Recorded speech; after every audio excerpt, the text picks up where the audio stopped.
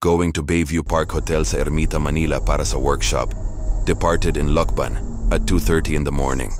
Tapos sinundo si Sir Anthony sa Santa Cruz, Laguna.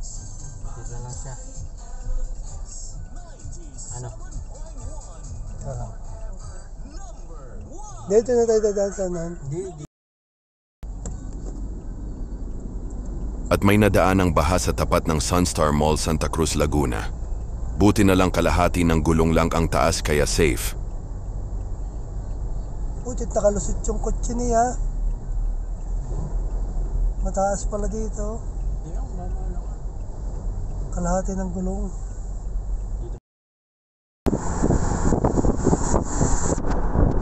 Ang ganda, umalis na ang bagyo kaya wala ng ulan. Tiyak mainit na ang panahon. Traveling here in Skyway para iwas baha at traffic.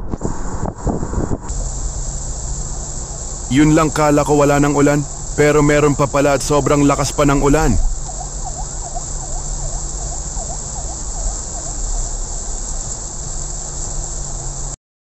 Arrived at Bayview Park Hotel. Palinis, I'm Ate Mel, ang Lucban, Quezon. Ang hobby ko ay magluto. Thank you. Hello, good morning. I'm John Michael Palines and just call me Lekem from Lucban, Quezon. Ang hobby ko ngayon or pinagkakabalahan ay gumawa ng infographics videos about PWDs. At ina-upload ko to sa page ko na Boss Lekem. No? Pag yan nag-interact, no? Pag yan ay nag-interact, siya yung nagde-determine kung maganda ba yung participation o hindi ng mga taong may kapansanan.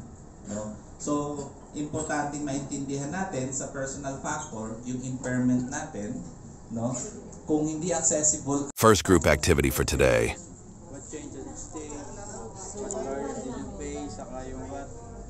Together with ex-migrant worker OOFW,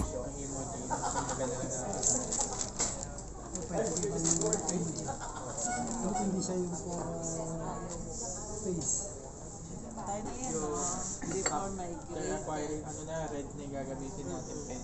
Kasi ano eh, para... Galing magbilad sa mga Diba?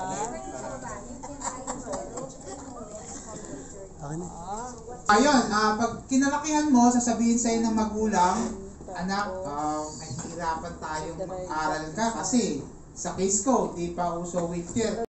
Before migrated, syempre, inspired kami. Happy and hopeful. Nandun na lahat ng characteristic na ma-feel namin, nandun na lahat. Kasi, una, bakit kami mag-migrate? Kasi, para makatulong una, economic talaga yon, makatulong sa family, magkaroon ng empowered personality. Kasi, pagka lalabas ka talaga, iyon yung isa sa mga goal na in-inspire namin. Ba't nangyari? Hindi namin tanggap. Hindi namin tanggap. Hindi ito. Malamig. Hindi ginawa ko. Ganda na ako. Lamig. Yeah. So, part isolation. So, yun yung naramdaman namin on early years. So, yung key turning point is... So, yung kasama ko po si Angelica, ang disabilities niya yung hearing, tapos si Ruby po yung stroke. Ako naman po physical, so nag-work ako sa abroad. Pagdating sa abroad, domestic worker. Parang lang, same. Diba? So, ilalaban mo, sabi ko, mahaba-haba ang labanan ito sa advocacy. Kasi, hindi lang nakakonfine yung